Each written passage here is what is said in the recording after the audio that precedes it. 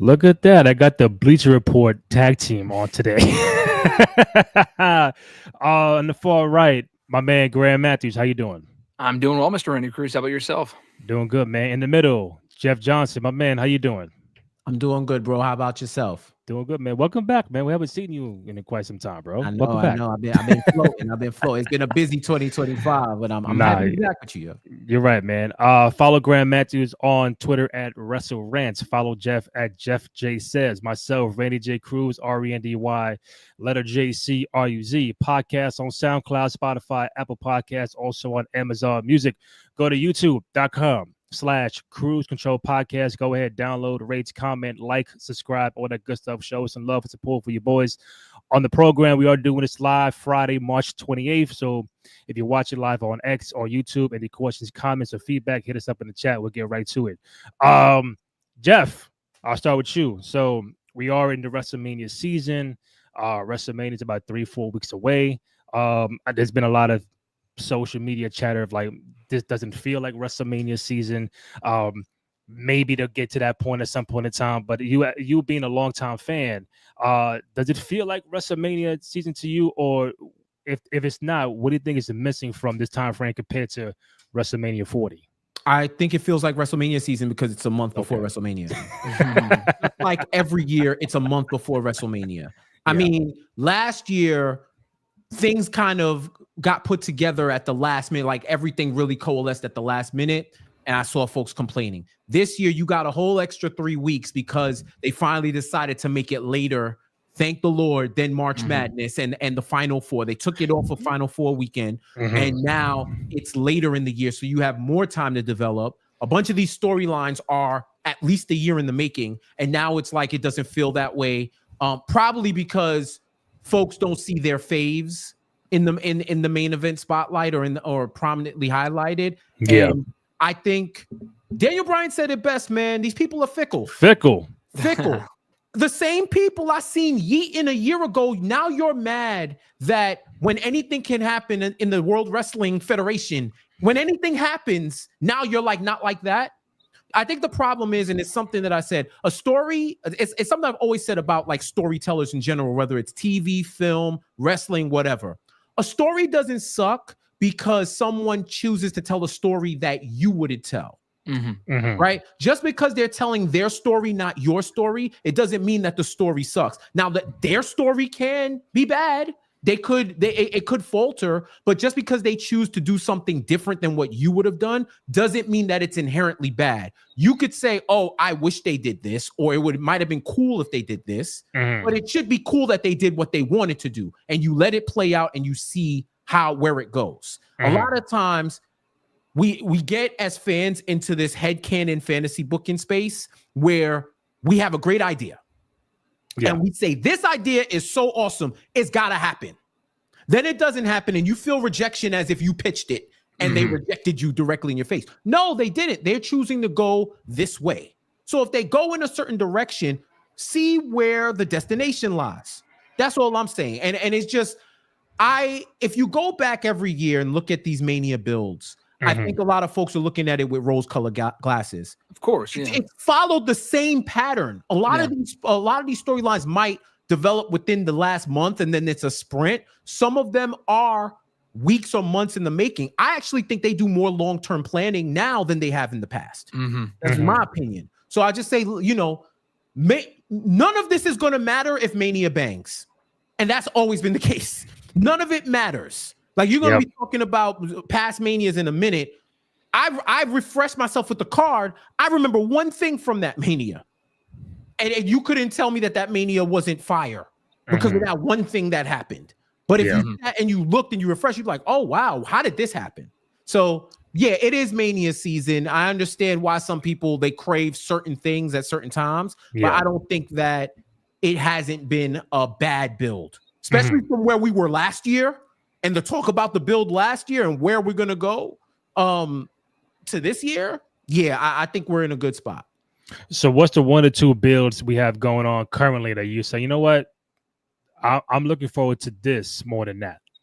Oh, I mean, there's a lot, man. I mean, Jay Uso, will he, won't he? You know what I mean? Like, is he going to True. finally climb the mountain and defeat Gunther? I think that's super compelling, especially since he basically hasn't been able to beat him for the last year. This is it's almost like a sports team where, you know how they say, like in football, you beat the team twice in the regular season and then you see them again in the playoffs. It's hard to beat a team 3 times in a row. But with Gunther, he seems like he's like the 18-1 Patriots before he had the one loss, where couldn't fathom a world in where he would lose that championship. So I think that's super compelling. I think everything going around Punk, Rollins, and Reigns, I really like that. It's just because seeing those 3 stars in each other's orbit for different reasons and looking at it from where they were when they all started to where they are now, I think that's really cool. And also, how can you not be captivated by Cena Cody? You know, so I like that. I'm really intrigued where they're going to go with Bianca, Rhea, and Io, because I feel like it's such an open world where they can go with it. Yeah, I just think they're in a really good spot. Like those are just what I have off the top of my head. And of course, I think the tag team titles are going to be prominent on a Mania again for the first time since Usos and Generico, you know what I mean? Like, that's right, for the first time. So yeah, there's a lot of compelling storylines, but I would say above all, I'm really looking to see what happens with Cody and Cena. So Graham, before I go to you, Jeff, one more thing, 2-part.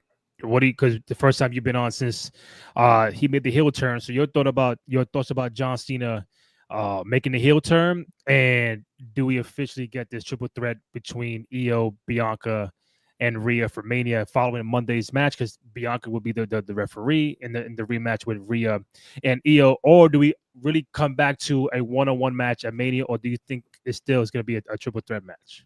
I think I'll answer your second question first. I think that's all signs go to a triple threat. Yeah. I would actually feel swerved if they didn't at this point. Like this feels like they could pull that type of booking where, oh, everybody expects it, so let's just go left for the sake of going left. But I think all Rosalie, when you have Bianca creating content around, I do not know how to referee. All you refs, please teach me how to ref, because I'm not trying to mess this up. And you know she's going to mess it up anyway. I think it's super compelling. So I do think it's going to be a triple threat. As far as Cena's heel turn, I think it's been... Be honest. Yeah, there's no reason for me to front. He's not my blood. He's not my family. We don't... You know what I mean? We don't have Sunday dinner. Like, I think it's some of the most captivating stuff he's ever done, and especially where he went with the angle.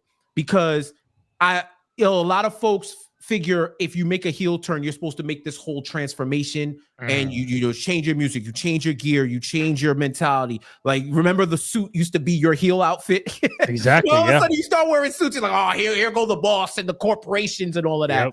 But I think it's even more heelish to say, I'm not gonna give y'all what y'all want. Y'all been waiting for this for years. It's still going to be hustle, loyalty, and respect, but I'm hustling my way to the world title. I'm only loyal to myself, and I only have respect for for my 17 title reign. Because when I win this, I'm out. Because I've given y'all enough.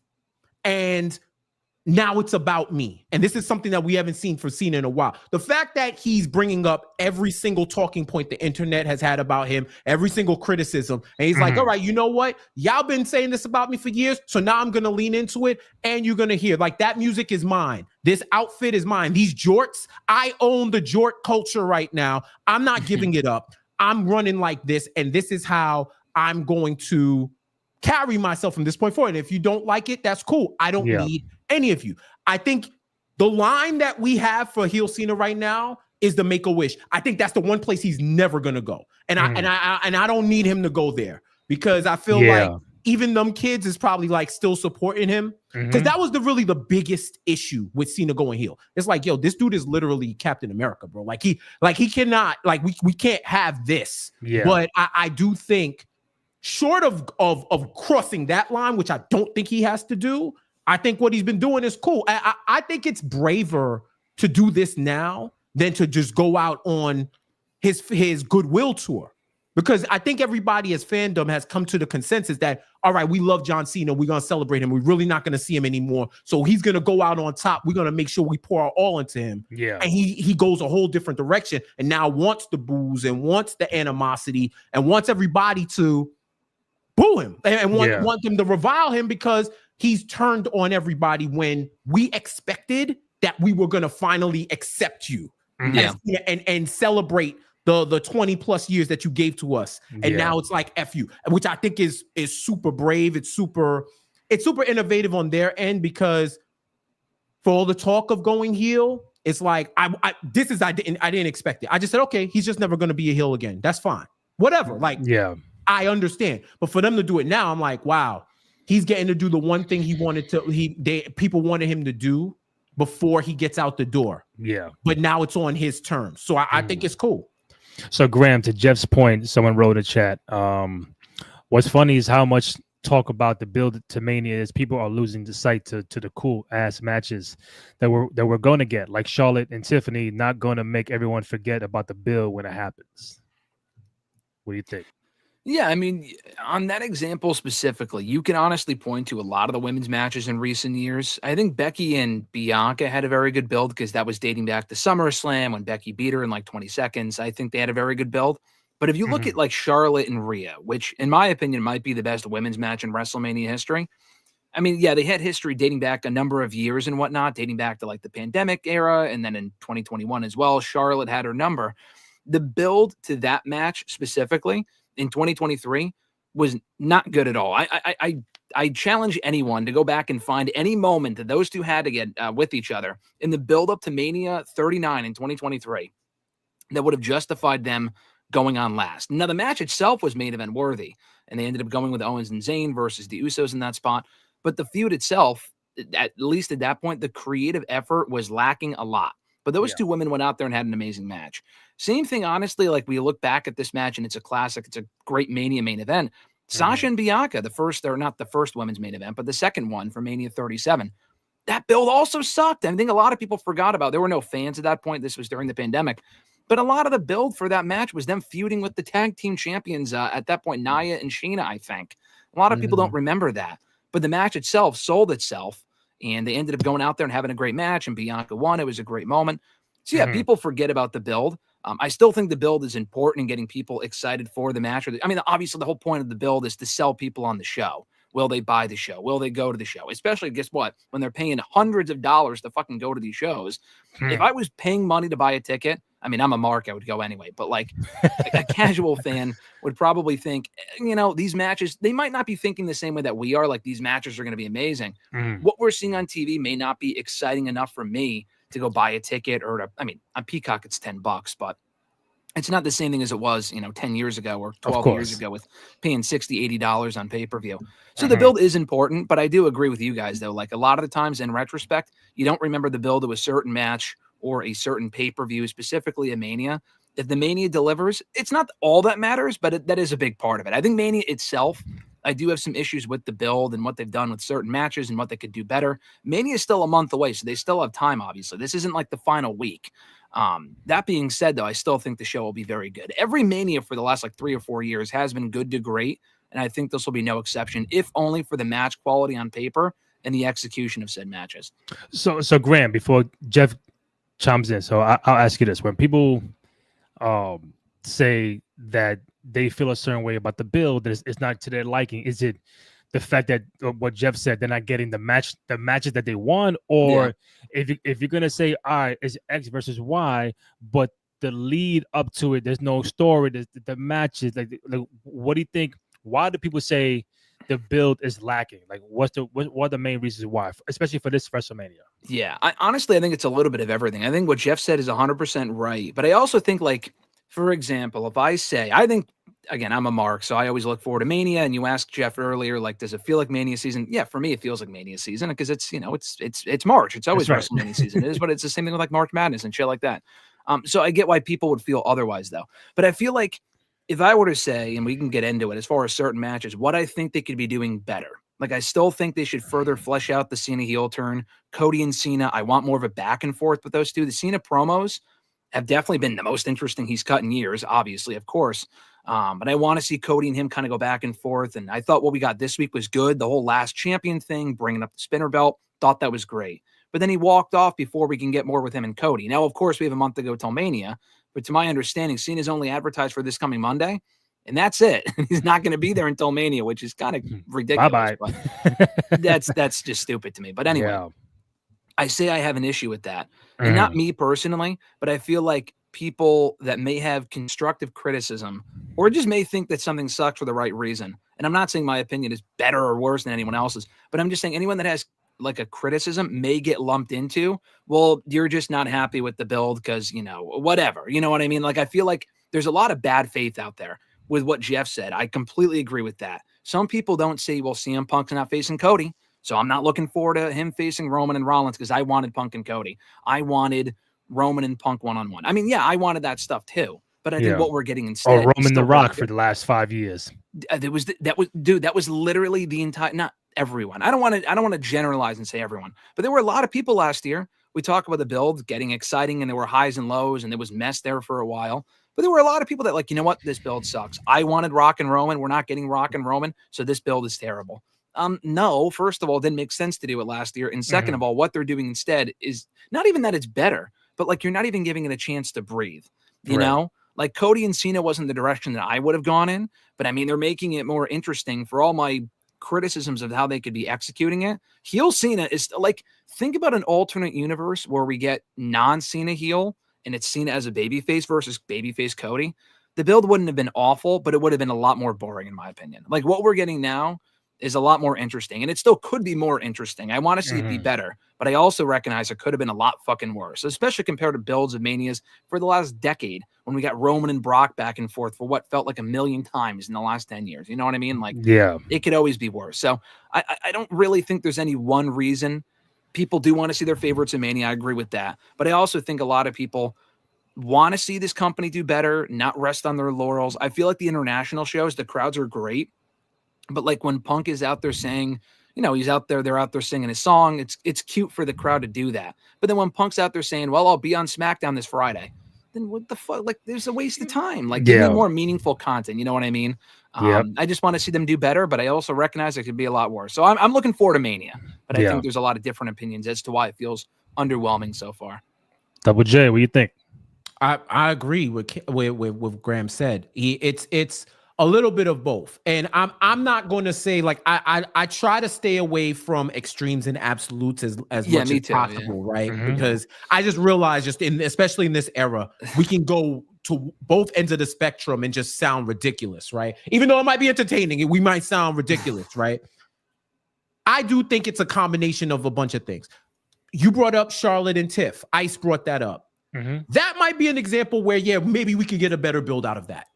I agree. Other than it's Mean Girls, right? That, to me, that's the build. It's Mean Girls. It's like Looper.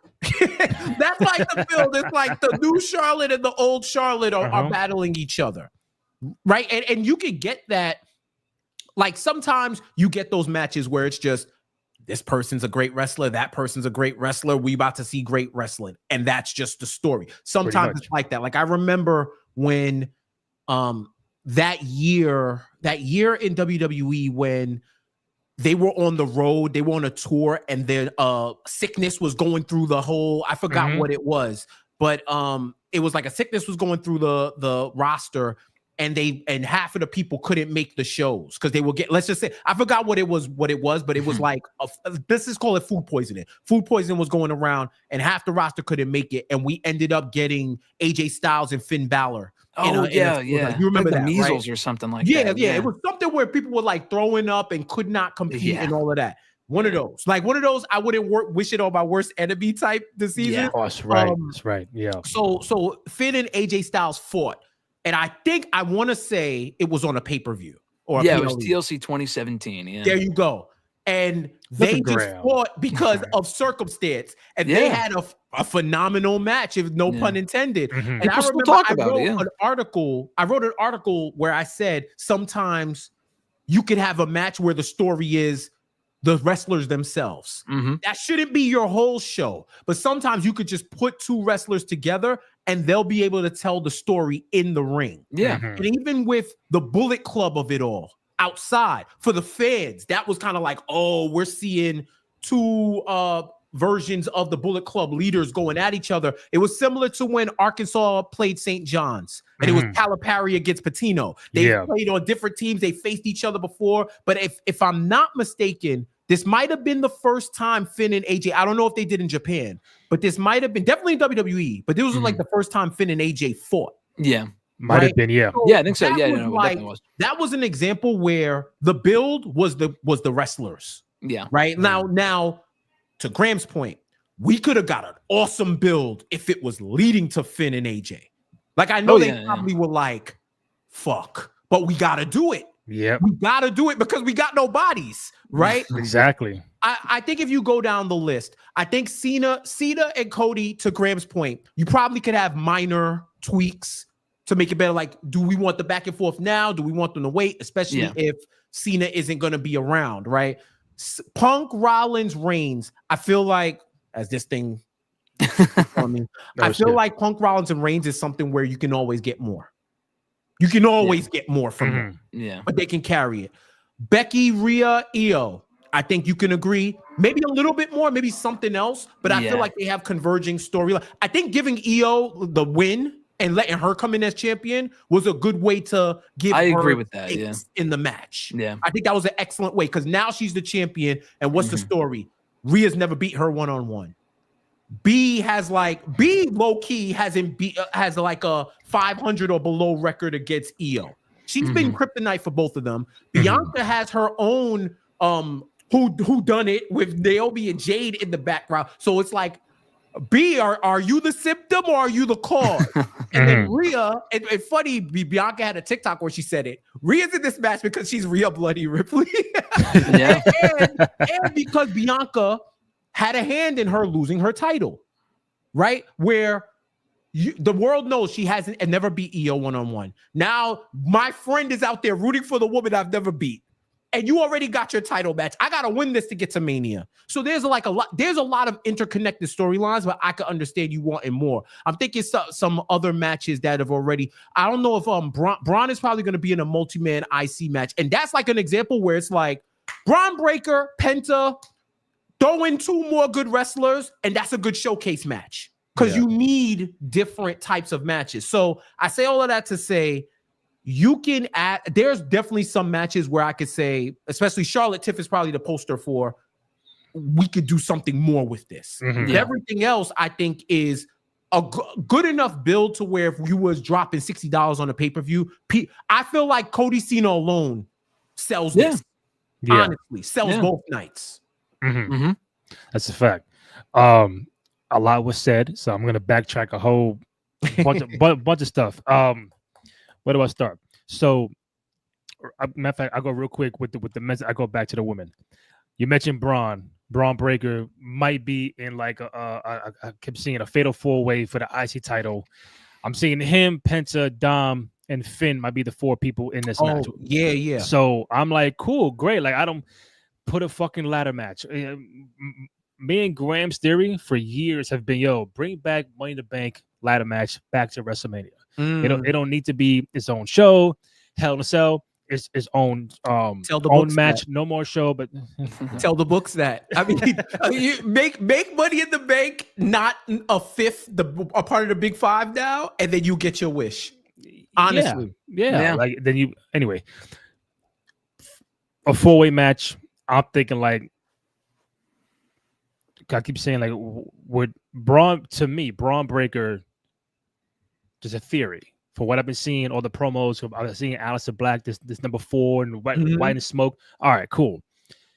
If I had the book, Braun Breaker does not walk out of WrestleMania 41 with the IC title. He does not get pinned to protect them. I'm a big fan of Dom. I think Dom should have a singles title at some point this year. Could it be as early as WrestleMania? IC title, I think it could be a possibility. Put the belt on him. But how do you do that?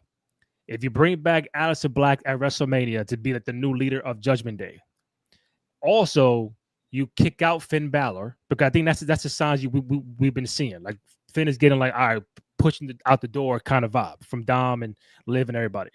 You push out Finn, you bring in Aleister Black.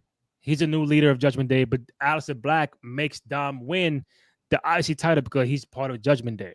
and you protect everybody. Where now you start, all right, we go to Dom and Finn, we go to Black and Braun, or some shit like that. I think that could be a good way to, like, you know what, Braun lost, but he still got protected. He can always get the title back down the road. But now he got new opponents with a Finn Balor or Aleister Black. But like, I think Dom should be the one to walk out mainly with the IC title.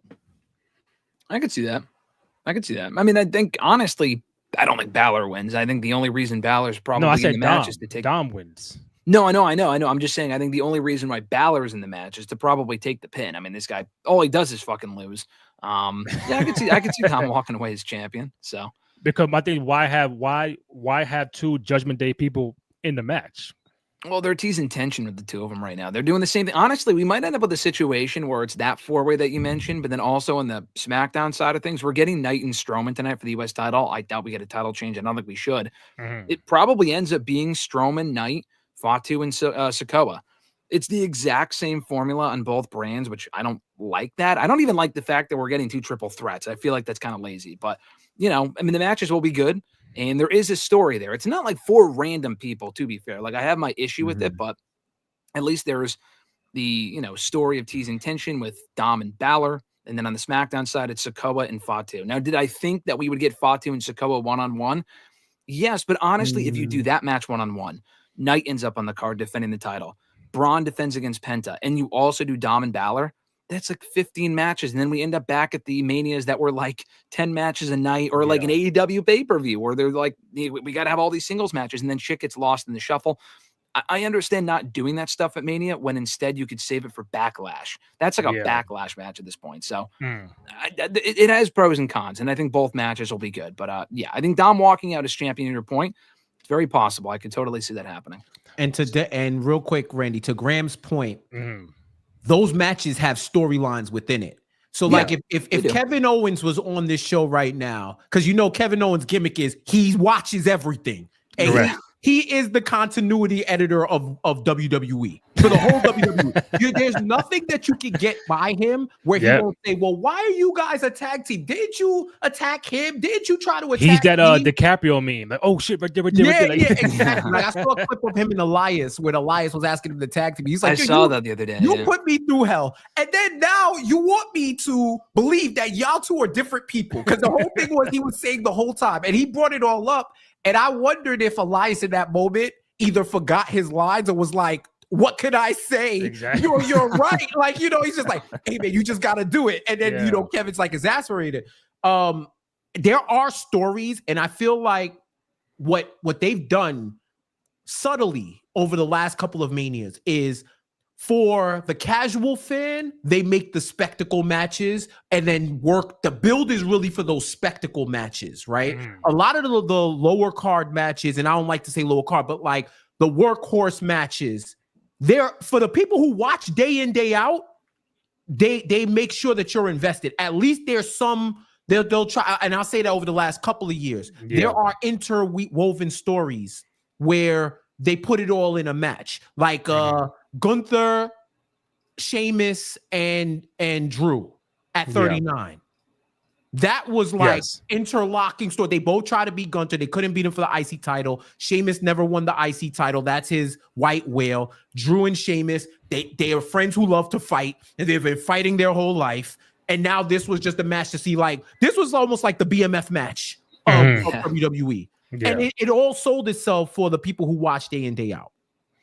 So I know you got to, 1 o'clock, right? Got to be out? Yeah, go ahead. I'll let you know. I'm here for a little bit. So I want to bring up these 2 points. So point number 1, which is the main tagline of the show, the fact that we mentioned Charlotte and Tiffany, Bianca, Rhea. The rumor is, I think they're bringing back Evolution 2, or bringing back Evolution to make a part 2 for the event. And it's not been in their Rolodex since 2018. They did Evolution 1 back in that year, and they haven't brought it back since. Now you have a roster now where you can say, you know what, we could have a whole PLE dedicated to the females on the roster, and rightfully so. If the signs point towards that, I think that they might do it in sometime in the summertime, probably July. What is your take on Evolution coming back? The fallout that you can get from WrestleMania to lead into Evolution, and Why do you think it took so long to bring it back? Are you asking me or you? Yeah, you you. have to Yeah. be quiet. All right. My So bad. in terms of why, I have no clue. I think that they've been working on expansion. We also know that the company's gone through an upheaval. They've gone through a merger and an acquisition. There's been corporate and internal changes for years to where other stuff was the priority. Yeah. I also think, quite frankly, I think that WWE's women's division is the best division, at least in North America. I mean, I don't watch enough Stardom and all of that to make an informed opinion like that. But I do think they are in the top tier of women's divisions as a company on the planet. And I think they show it day in, day out to where it's been normalized. It's normal to see a women's main event at a PLE. It's normal to see a main event on Raw or SmackDown. Yeah. NXT is like a factory of the future, right? Like they've already been ingrained so much in the overall product that the reason why they created the evolution, you go back to like when they started the Saudi deal and they weren't going to have women on that show. So they decided to build one domestically so that the fans could get to see the best female superstars, right? Yeah. That was built out of necessity. Yeah. I don't think this is the necessity that it was years ago because the women have been so ingrained into the product. I think now this is a flex. This is Curry shooting from the logo right now. Let's see what we can do numbers-wise, social-wise, and put on a real showcase. Think about this. They have 2 world championships. They have now 2 mid-tier championships. They have a women's IC and a women's US. They have the NXT women's title. They have a women's North American title. Tag titles. And they have a tag title. Real talk, they could create their own world. Like Evolution, you talk about the build. The build is who is the best of the best in the company. And you can have their own storylines and all of that. But now you have a showcase between Raw, SmackDown, and NXT of the best getting together and having matches. Like they have enough talent and they have enough titles. They have enough stakes where it can happen. It's just a matter of finding the space and the time. And I think now this is a way for them to say, we are fully invested in our female superstars and we're going to show you what it is. So, Graham, before you chime in, hold up. So, to what you just said, Jeff, yes, it's a flex. We now have the Rolodex, the power to do this. If you had the book, would you hold off Bianca and Rhea until next year WrestleMania, or do you think now an Evolution 2 could be the spot where they finally do Bianca and Rhea one-on-one? I think Bianca Rhea has to be Mania. I think it has to be the first time ever. Yeah, I think it has to be. Unless you think you can sell Evolution 2 out in a stadium. I'm not saying that they can't. I'm just saying if they could. I don't think this doesn't sound like it's going to be a stadium event. I could be wrong. But I still think there's certain matches that they do not have to go to yet in order to. And I think Bianca Rhea is the type of match where you can build from now to go. You still got Bianca Charlotte in the chamber. You still got Bianca Rhea one-on-one in the chamber. I think those are Mania level matches, But as of right now, what's up? As of right now, it's slated to be at the Mohegan Sun in Connecticut. Oh, where the Sun play. Yeah. Okay. Yeah. I wouldn't do it there. I wouldn't do it there. Yeah. No disrespect to the Mohegan Sun, but I don't think of the Mohegan Sun when I think of Bianca versus Rhea. I don't think of the Mohegan Sun when I think about Bianca Charlotte. Yeah. Right? Yeah. I just think it's a big room match. Yes. So you put it in a big room. And that's a money match. Honestly, Bianca Charlotte, Bianca Rhea could main event a Mania. Bills be damned, especially once we get out of Cena and Cody and where we're going into 2026. This might be the opportunity where the women get a night. We don't know what's going to happen within a year. And that's the other thing, to your point. Yeah. And especially with women wrestlers, because there's a lot of deeper factors into it. Like if you want to start a family, if you want to do this, like it's not like the men where it's like you go have a kid and you still on the road and doing all of that. Like you actually have to produce the kid. Yeah. So there's a lot more factors. Do women want to be wrestling as long as the men do? age-wise. Yeah. So I get it from that perspective of you may not want to sit on. Think about it. Bianca and Charlotte was supposed to happen last year, and then Charlotte got hurt. A lot can happen, but I would say if I were going to be damned either way, I'd rather be damned waiting for a big event. Yeah. I'll play advocate real quick. Stone Cold and The Rock, they fought at WrestleMania 15, right? Mm-hmm. The first time they ever met in one-on-one was at In Your House. I know in a different time frame, everybody thinks the big match got to be Mania, but it's like, hey, listen, if you could get off with a Bianca Rhea at like an Evolution and then build to something bigger at a WrestleMania, it could happen because the two of the biggest names ever, Stone Cold, The Rock, their first meeting was not at a WrestleMania. It was at a fucking In Your House. You have an excellent point. My slight pushback, like my minor, like you call the foul if you call the game tight. It's just like they're trying to bump you off the thing. We're Stone Cold in the Rock in that first match. That's what I was thinking too. Yeah, because was it over like a IC title or something, or was it just that's all I'm saying. Like, think about where Bianca and Rhea are now. I think when they first got up from NXT, that would be like my equivalent. Yeah. And they had matches in NXT. They could do it twice. Like we saw Punk, we saw Seth and Cody mad times, right? Like but their first matchup was at Mania. Yeah. That's all I'm saying. But you're not wrong. You're not wrong in that assessment. Graham, go ahead. As far as Bianca and Rhea goes? The Evolution stuff, it coming back. What do you see going on for Evolution 2? I completely agree with Jeff. I'll take the opposing view and say we'll do it at Evolution. Honestly, because there's a lot of different matches you can do at that show. I think what Jeff mentioned, and I agree with that as well. And I think that's why you say wait for it, and I would be totally fine with waiting for it. I think the fact whether they could have kids, anything can happen. We've waited this long as it is. Obviously we could wait longer. It's not like they're 35, 50 years old. They're in their 20s. I think Bianca might be early 30s, but they were going to do it Mania 40. I know Charlotte and Bianca was the plan, but they teased the match the night after Mania 2 years ago in 2023. And it was like, oh yeah, they'll do it at Mania 40. Then plans changed. I think the roster, honestly, from this point forward is only going to get more stacked because Becky's still around. She's not around right now, but she'll be back. Yeah. Bailey's still around. She's not Becky, but still Bailey's still there. Charlotte's still there. Dude, Sasha could come back. She will be back. Let's be honest. Sasha will be back at some point in the next couple of years. But then you got to consider Julia, Stephanie, Jordan Grace. Their roster at some point with all of these women combined is going to be so fucking stacked. Liv, Alexa, Roxanne, we can keep Tiffany. Going. It's ridiculous. So I would do the match now, and then you can rematch them in Mania either next year or the year after. I'm not saying you need to do it at Evolution. I'm just saying I would be okay with it at Evolution. Mohegan Sun, having gone to SmackDown's there a million times, it only fits. I think the capacity is 10,000, but with the WWE setup, it's probably like 7,000 or 8,000, which is nothing. Like Jeff said, these women could sell out a stadium. Easily. And there's other matches you could do on that show. I am only saying you could do it at Evolution because we're getting it now anyway. Like we're getting the triple threat at Mania.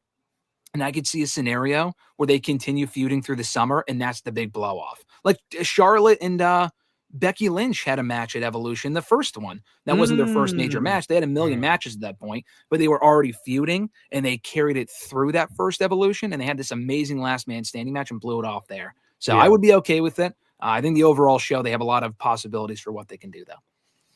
And plus, you got Backlash after Mania, so that story with Io, Rhea, and Bianca could say. And Backlash is in France again, right?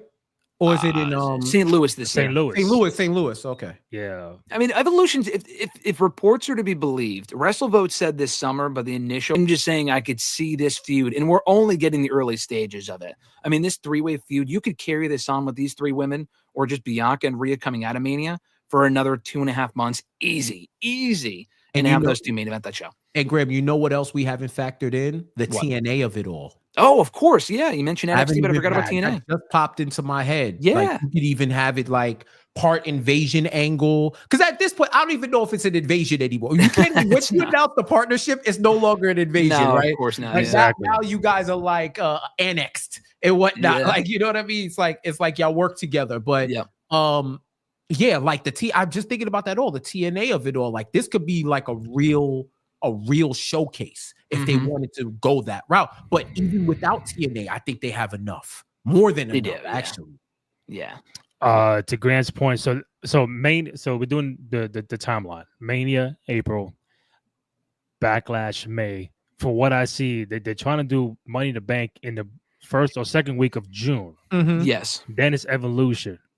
I think there's a Saudi show in May as well, but it could be wrong. Maybe not. Actually, we just got one. I don't know. Maybe I don't know. I think it's quarterly. So Quarterly? Okay. May, June, or maybe it's when was King of the Ring last year? It was late May, Memorial Day weekend, but they're definitely not doing a Memorial Day weekend this year because they're doing NXT Battleground that day. So I don't know. I'm not sure. That's interesting. Asuka coming back, and hey, I would like to see her going after the women's mid-card titles over the women's tag titles. Forgot all about Asuka, man. This is ridiculous. Yeah. And she's been in the hyperbolic chamber for like a year. She's gonna come back. Yeah. I like that comment, Millennial, because this is a new frontier for her. Mm-hmm. But it will definitely be like NXT Asuka. Because I'm like, once she wins that, it's like, well, what are we gonna do? But that's another way you elevate those titles, right? It's just to have like studs running the division. So I'd love to see Asuka capture that. I think that would be cool. Yeah, I agree. Yeah, we can name off like 25 people. Like, you know what? If you were doing Evolution, you had a blank sheet of paper. Who would like to be involved? Dude, Charlotte, Alexa, Trish Stratus. Lita. Go to the Mickey James. You can go with the Legends route too. There is just Nikki Bella, we know, signed a deal in the last couple of months. Dude, the possibilities are limitless. There's going to be women left off this show. That's how many women are going to be a part of it. Graham's favorite, Nia Jax.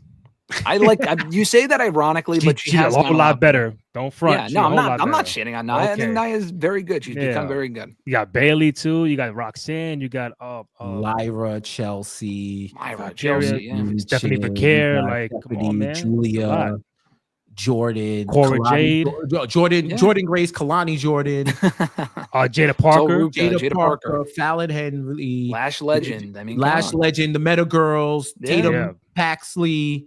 Like, bro, they've sent people to TNA because it's like, yo, you got to get your rep somewhere. And we'll come back. You got Jay, you got Naomi, listen, that might blow off there. Paige, they could get Paige in the show. I'm not saying she needs to be, but she just became a free agent. They can incorporate her somehow. I don't know. There's so much that they can do. Like, it's enough to where this could be an annual thing if they wanted to, or make it like an Olympics. Every couple of years, it's Evolution is coming around, so the women's showcase.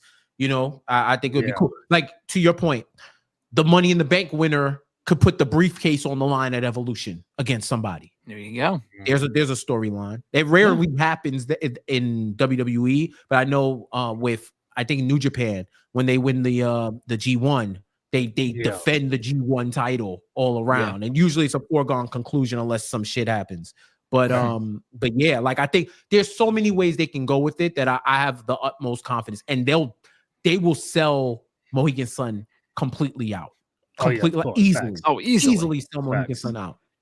My last point to you, Jeff. So tomorrow, I know we're taping the day before, but tomorrow, March 29th, would be. It's a few anniversaries for a few WrestleManias, but I think to me the nice number is 10. Tomorrow's the 10th anniversary for WrestleMania 31.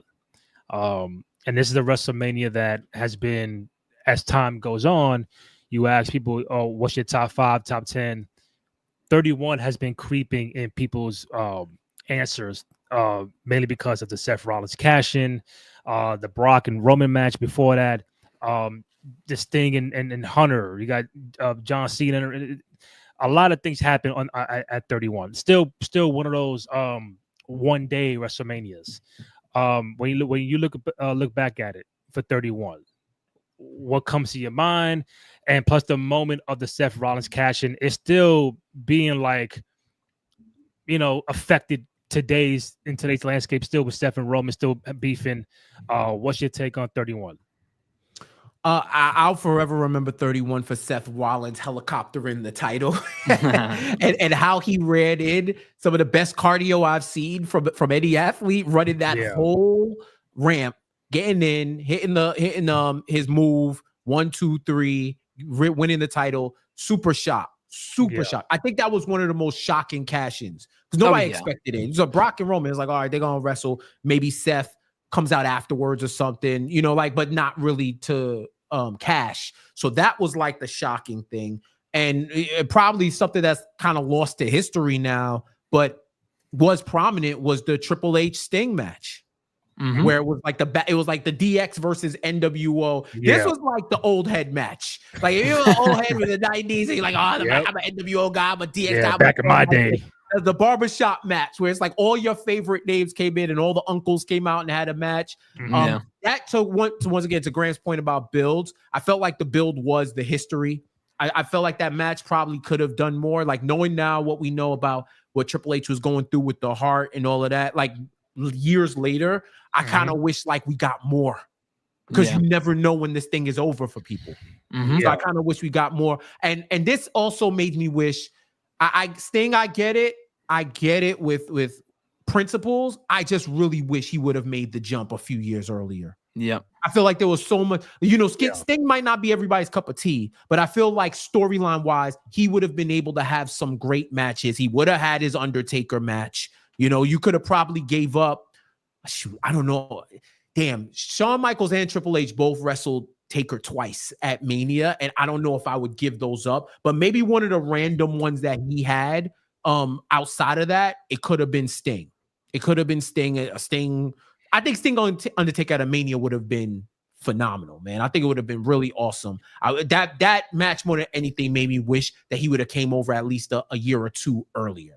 But yeah, I think like even looking at some of the other matches, the IC match, the tag matches, I'd have to watch again to refresh myself because I can't remember them off the top of my head, but I do remember the moments. Like when you tell me, oh, this happened, that happened, I'm like, oh yeah, I remember that. So I think this was I think one of the reasons why it is creeping into people's top 5 is because of the moments that were made. There was a lot of great moments that were made in that Mania. Is the Seth cash-in the greatest cash-in ever, or is there something else better than that? Because it was main event. It was the first time ever at a WrestleMania, so it does have those high points. Of Mania, main event, shocking, never done before, but you've had Punk cash-in, you've had Edge cash-in, you've had Dolph cash-in on the night after Raw. So crazy. Damien's you know what? Damien. I kind of liked RVD and Cena at a one night stand, just because of how it like he went in and put it up as like you are fighting an ECW, so it wasn't a shock cash in, but just more so that I'm making you come to my world to defend the title. I just thought that was so ill. That's one that I remember fondly. I think also it's a lot of those cashes were just so slimy. I was like, oh, that's so nasty. Like when they get beat down and then you hear the music. I remember the Undertaker. I forgot who was it, Edge or Punk or Orton that cashed in on Undertaker. Was it? I think it was Edge on. Oh, SmackDown. Edge did, in the cage. Edge did, right? When he gets attacked and the Undertaker's in the corner, and then you hear, "You think you know me?" Undertaker's like, "Oh God!" Like to see Undertaker roll his eyes and not roll his eyes because he's dead. Roll his eyes because he's like, "Oh, I'm done. Like I'm done. I'm gonna try to summon my powers, but I think I'm cooked." So I like those more than any because that to me is the spirit. There's two spirits of Money in the Bank. The surprise, like, oh shit, they're gonna cash in, and the heel aspect where you're beat down and then you hear the music, and all of a sudden your friends have left the arena. Exactly. Nobody's around to help you, and it's just you versus whoever.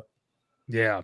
So Graham, real quick, on this card, on the actual card, not the pre-show stuff. So 1, 2, 3, 4, 5, 7 matches. Daniel Bryan won the ladder match for the IC title. Orton beat Seth Rollins. Hey, bro, we forgot about the RKO from Orton to Seth Rollins on the same show. Oh, that was that show. Yeah, same show. Wow. Moment. John Cena, winning the U.S. title, kicked off as U.S. Open. Bryan winning the IC title was a great moment. The Rock and Ronda segment was on that show as well. That kind of kicked off Ronda's WWE run a few years later. I love that show. I think that's a very well-rounded show. Taker making his comeback after breaking or losing the streak the year prior against Bray Wyatt. Hunter beat Sting. AJ Lee and Paige beat the Bella Twins. Yeah, Cena fine beat match. Rusev. Taker beat Bray Wyatt. Yeah, I think it's a very well-rounded card. You get a little bit of everything. I mean, I'm not saying it's on Mania 17's level, but for me, honestly, it's either my favorite Mania or one of my favorite Manias, just personally, just in terms of the execution. Love them. You talk about the cash in, but Brock and Roman, even prior to that point, was fucking awesome. Like, that is one of the best main events in the last decade plus, if not ever. Great match. Yeah. So, yeah, I really love that Mania. I think it really captures like a little bit of everything. There's only 8 matches, and it's a one-night Mania, too. It's not like 8 matches and then 8 the next night. No, it's a very contained Mania, and probably the last great one-night Mania. I don't think anything else even comes close. Yeah, for sure. Because I was there at Kofi Mania. Yeah, Kofi Mania was awesome, but boy, you want to talk about dedicating your day to WWE? Oh, that was the day. That was yes. That was Bro, the day. I'll never forget that day because I took Jersey Transit to get there, and Joffrey from Game of Thrones was on the train going to Mania. As like a regular fan. Wow. And like some people realized who he was, and I was like, why is King Joffrey on my fucking train? But that was like Kofi Mania. I also have like a mini hot take. If it was 10 degrees warmer night 1 last year, I feel like it would have hit. You would have had to have a conversation for best Mania ever. I still think 39 and 40 are among my favorites. They are great Manias. I just think it was, if it was like a movie series, it's like Infinity War and Endgame. I mean, honestly, it is. Really, kind of like that's what it is. But just like, even if you do like Godfather 1, Godfather 2, like it was kind of like that. But when I tell you that Saturday, Graham, you was at 40, right? You was at 40. I was there too at 40. You was at 40, right? I know you was there. Dog, that first night, I thought I was going to watch NFC East football outside. I was like, yo, what are we doing? I never had so much more respect for the wrestlers than I did that night. To go out there, you wearing your trunks and all of that out there in the rain. I'm sure. I hope the lights were hot so that it could give them. Better have been. I heard they had the heating, the heaters around the they ring. needed it. I did hear that. Yeah. Yo, night 2 was just warm enough. Yeah. Like it was just, like we got those 10 degrees. But if it was 10 degrees warmer night 1, boy, I know I would have loved it a lot more. Yeah. Bro, I'm sitting in my seat. I mean, it's fucking brick outside. Like, yo, get me out of here, bro. That's one of those. I'm wrestling the first match. You want to put me on Hunter? You want to put me on first match? Let's go. While the sun is up, please. Oh man. But yeah, I think 31 is classic, phenomenal. A lot of great moments. And then listen, 10 years of that cash-in, it just sounds surreal. Of how time has gone quick, and the fact that you still got Roman and Seth beefing to this day for that reason, for other reasons, and it's like, damn, like y'all still going at it at a higher level. This story can keep going until whenever, but it's like, damn, that story. It began with the chair shot with Seth turning on the Shield, then it goes into WrestleMania 31, and it's like, oh shit, and now the ramifications are still played out today, where Roman still cannot forget the chair shot, the cash in, and that's why like that story has built for a decade. It's like it's just crazy. Yeah. Great match, great show. Sure. What else? So that's pretty much it, right, Graham, for the week? I think so. I think we covered everything. I know Jeff got to go, but I don't want to keep him on too long. Yeah, I think we got everything though. Matter of fact, I give you a minute, Jeff. Ric Flair says he'll be at WrestleMania. Okay. I see you there, brother. I tell you. I don't know. I don't think he's going to be on the camera. But I mean, if he is there, he's going to get involved somehow, some way. If he is there, I wonder, are you going there as a Fed, or are you going there to like pass a torch? He's going to have some involvement, bro. To what degree, what that involvement is. He would crumble to dust. Is he bringing some Woo energy drink? Is he is some Woo energy drink in the building? It'd be crazy though. But they would never do it. Flair's greatest rivalry is who? With who? Sting. So it's not Hogan? Dusty Rhodes. Dusty Rhodes. So Flair's greatest rival is not Dusty Rhodes. Okay. I'll give you that. Okay, let's just say for the argument, Flair and Rhodes. That's the rivalry, right? Okay. To keep that rivalry going on, to stick it to a Rhodes, like, you know what? Oh, okay. I'm gonna have John Cena beat the record because he beat you to make it happen. If anybody gonna beat the record, it's Cena, but against you. Yeah, to keep that. I can see that. They won't do it. It's either a pass the torch moment, or he's gonna try to help Cody to not have Cena break his record. So they can go one or two ways, but I don't think they go the first route. I think they go the second route, or have Cena win the belt. Then you see Flair ain't getting the ring to pass the belt to him. He ain't doing it. But I think he's gonna have some sort of involvement. But that first idea I said, they'll never do it, bro. I'd be like, what the fuck, you Flair? What are you doing? Yeah, I feel like that would be the ultimate heel shit. That'd be the ultimate heel. Like, damn, Flair sided with John Cena to go against Cody Rhodes. I'd be shocked if they did that. Yeah. Keep Flair out of it. I'm good. Bro. Come on, Graham. Keep him on the sidelines. I've been good with Ric Flair for the last 10 years. Talking about Flair siding with Cena and turn on Cody Rhodes. We do not need Flair involved in anything anymore. Oh God, Graham. Ever again. You can follow Graham on Twitter at WrestleRant. Follow Jeff at Jeff J Says. Myself, Randy J Cruz, RNDY. Letter JC RUZ. Podcast, SoundCloud, Spotify, Apple Podcasts. Go to youtube.com/Cruise Control Podcast. Go ahead, download, rate, comment, subscribe, like, all that good stuff. Show us the love and support for your boys on the program. Fellas, enjoy SmackDown tonight. Jeff, I know we'll have you on sometime soon before Mania. Yes, sir. And we'll do it again soon, bro. Thank you. You. Sounds good. All right, fellas.